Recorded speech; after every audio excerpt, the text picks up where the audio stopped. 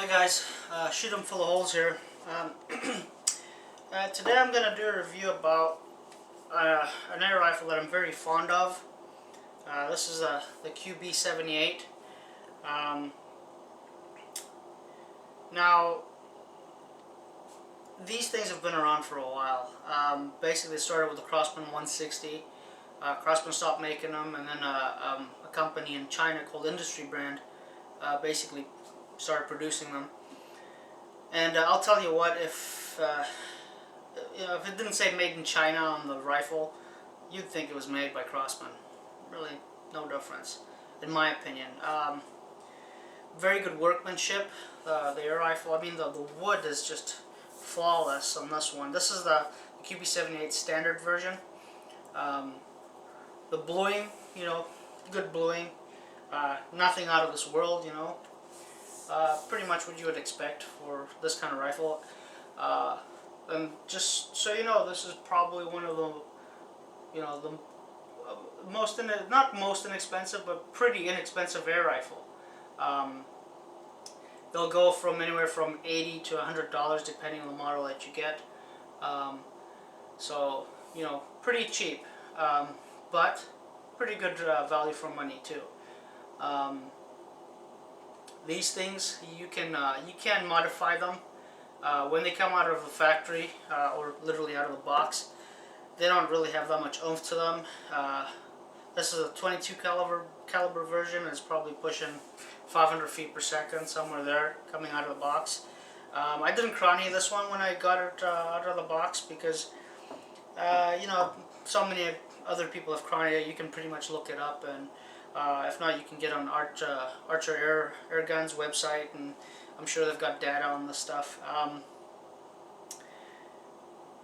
Now the mods you can do to this rifle are very simple.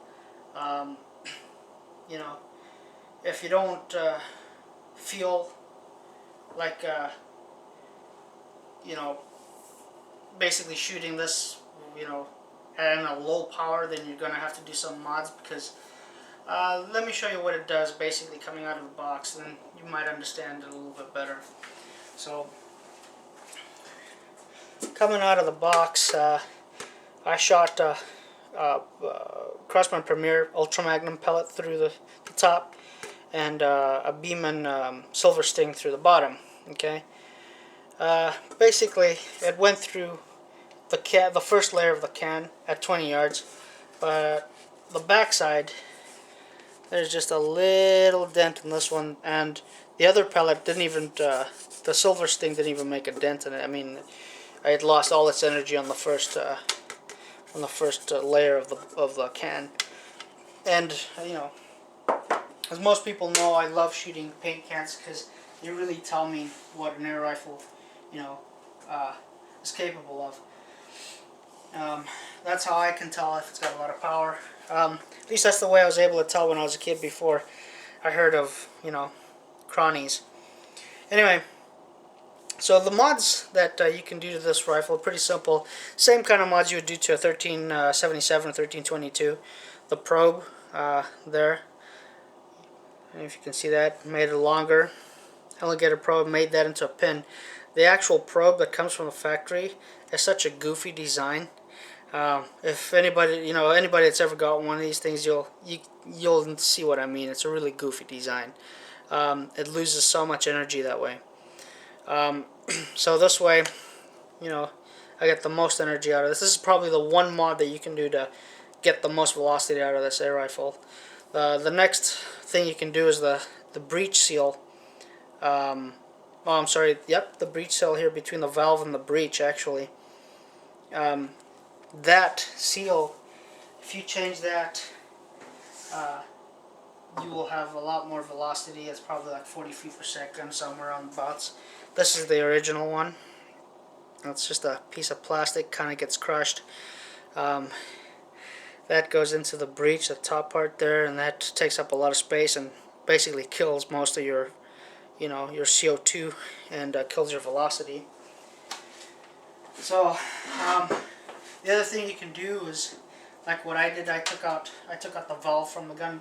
Once you strip this thing apart, and it's really easy to strip apart, basically a rubber mallet,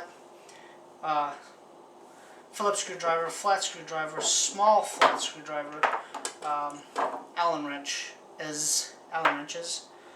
If you don't have a brass punch, you can just use a normal punch and wrap a bit of tape at the end so you don't mar the safety when you punch it out. But with those tools, you can literally dismantle this thing down to nothing. So once you take all the stuff off and get down to the valve part, just use a rubber mallet and tap the bottom of the cylinder here, basically shifting the valve down little by little, little by little, until it comes out to where, you know, comes out the end.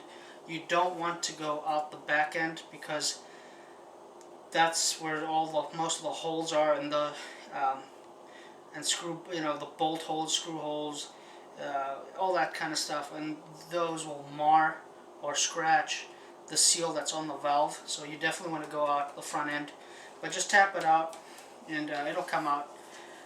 Just be patient. So when you get into the valve, you'll find these two things in there.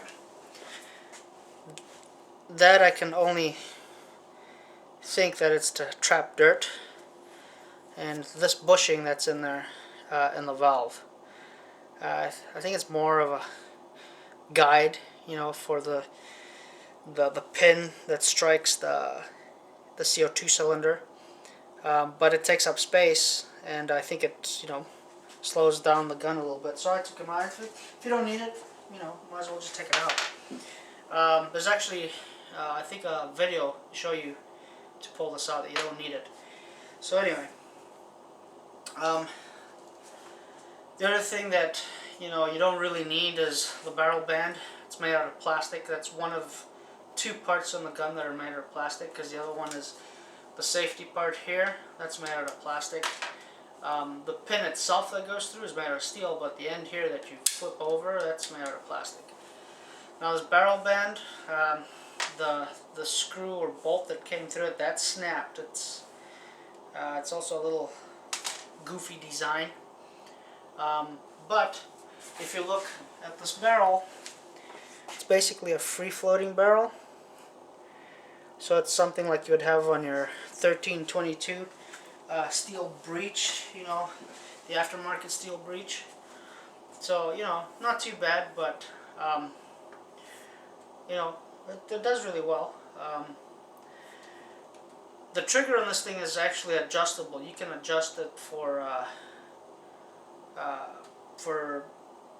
you can't adjust it for tension, but you can attach it, you know, adjust it for creep and stuff like that. It's not the most smoothest or ideal trigger in the world, but it'll do. It's actually a pretty decent trigger for what it is. So now this is what you can expect to get out of this gun with the mods. So you could probably expect about 100-150 feet per second more. So same thing, shot crossburn premieres at the top, beam and silver stays at the bottom, and literally just blew straight through the can at 20 yards. Okay, you can see here the metal inside the can got basically folded back from the velocity. It just punches straight through and just, you know, bends that metal right back. So quite a bit more velocity out of it. I don't think you could really squeeze that much more velocity out of this, out of these CO2 guns, but you know, it's worth a try. Maybe you can come up with some other kind of funny mod or whatever. The scope that I've got on here is a 4x15 Tasco, one of the cheapest scopes on earth, $10. And I'll tell you what, man, I smack everything with that scope. It's a lot of fun. 10-20 yards, man, I'm on it. And you know, when I was a kid,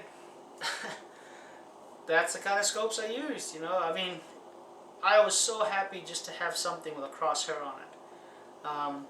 And man, this is one of the most nostalgic type guns that I can own. I really love the way it shoots and everything. It's basically a CO2 version of a chipmunk, you know, 22 chipmunk. you can shoot all day with this thing. It's really tough to put it down. If you want to introduce a child to the sport of air rifles, or just even guns in general, this is probably the cheapest way to go. Especially looking at the way things are now, the economy, and trying to find 22 ammo. The other thing is you can pretty much shoot this in your backyard. It is loud. I won't say it's a quiet gun, but you can shoot this in your basement, in your backyard, if your neighbors won't raise hell. So it uses 2 CO2 powerlets, 12 grams each. You can get about 40 to 50 shots out of it. That's quite a bit of pellets in a day, I mean, and that's cheap. That's really cheap. You can shoot all day with this thing. Very cheap to maintain. Once in a while, change out a couple of seals. Definitely, keep it well lubricated, all the moving parts and stuff like that. And this will give you worry-free, trouble-free shooting for years. And that's what I love about this gun, because it's made in China. It's cheap, and it's a cheap gun to own, but it's a well-made cheap gun, and you can definitely introduce a child to this, especially when it comes out of the box. It's got enough power to go through cans and shoot paper out to 20 yards, all that stuff. And it's not an excessive amount of power where you have to really worry about how much damage it's going to do, or if if the child is going to shoot straight through the pellet trap, that kind of stuff. So definitely a good gun.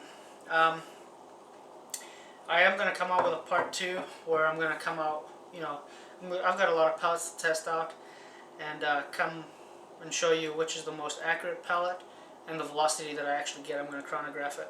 So anyway, I hope you pick up a QB78, go out in the woods, put up a target, shoot a full holes. Thanks.